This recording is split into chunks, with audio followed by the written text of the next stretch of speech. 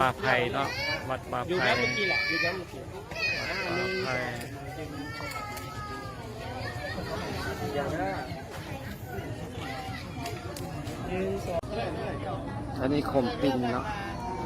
ขมปินเพิ่นปินอยู่วัดป่าไผ่เนาะทั้งหมดนี้เป็นอันนี้ ไปมีได้บัตรไปสปอร์ตพวกกินเนี่ยให้คนเนี่ยระวังเด็กเลย อันนี้ก็จะเป็นขมปิ่นเนาะนี่เนาะ มันปิ้นมันปิ้นอีกไก่นี่มันขึ้นเมื่ออารามแล้วไม่แก่ยังไม่เกือบหมด